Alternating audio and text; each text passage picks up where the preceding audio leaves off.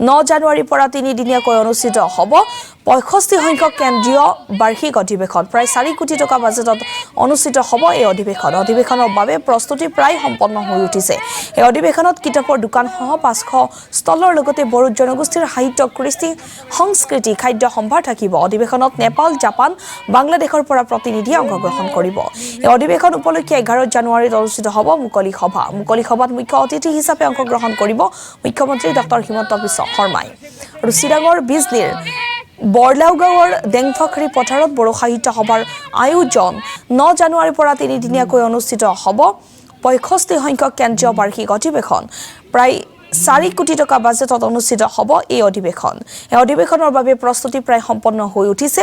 এই অধিৱেশনত কিতাপৰ দোকানসহ 500 ষ্টলৰ লগতে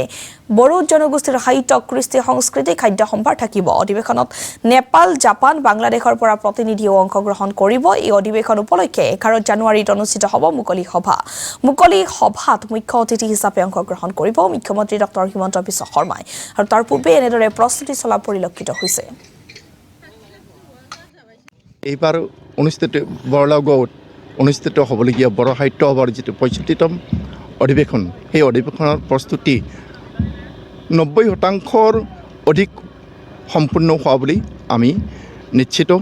আৰু আমি থকা মেলা খোৱা লোৱা সেইবিলাক সম্পূৰ্ণ ইতিমধ্যে শেষ কৰা হৈছে সুবন্দোবস্ত কৰা হৈছে ডেলিগেট ক'ত থাকিব আলহীসকল ক'ত থাকিব সব ব্যৱস্থা কৰা হৈছে আৰু আমাৰ ইয়াতে এক্সিবিশ্যন স্থলী আছে মাৰ্কেট আছে আমাৰ এক্সিবিশ্যন স্থলীত আমি বহু এই প্ৰশাসনী বা গ্ৰন্থ বিক্ৰেতাসকলৰ সহযোগিতা পাইছোঁ তেওঁলোকলৈ আমি বহুত ধন্যবাদ বা কৃতজ্ঞ আৰু লগতে BTC আৰু অসম চৰকাৰৰ বিভিন্ন চৰকাৰী বিভাগে আমাক এই ক্ষেত্ৰত বহুত সহায় কৰিছে তেওঁলোকে অংশগ্ৰহণ কৰিছে তেওঁলোকে স্থলটো তেওঁলোকৰ এই প্ৰদৰ্শনী ইত্যাদি সেইবিলাক ইতিমধ্যে যোৱাকালিৰ পৰাই আৰম্ভ কৰিছে তেওঁলোকৰ আশা আছে অহাকালি তেওঁলোকে সম্পূৰ্ণ কৰিব আৰু 9 তাৰিখে তেওঁলোকে মাত্ৰ মুকলি কৰিব সেইটো আমাৰ আশা আমি ভাবোঁ এইটো বৰলাওগাঁৱৰ এইবাৰৰ যিটো 65তম অধিৱেশন বড়ো সাহিত্য সভাৰ এইটো এটা একক হ'ব ইউনিক হ'ব আৰু তাৰ কাৰণে আমাৰ সকলো কৰ্মীবৃন্দই এইটো খুব চেষ্টা কৰি আছে যৎপৰোনাস্তি চেষ্টা কৰি আছে আমাৰ ৰিচেপশ্যন কমিটি যিটো তেওঁলোকে টকা পইচাৰ সম্পূৰ্ণ সুবন্দোবস্ত ইতিমধ্যে কৰি পেলাইছে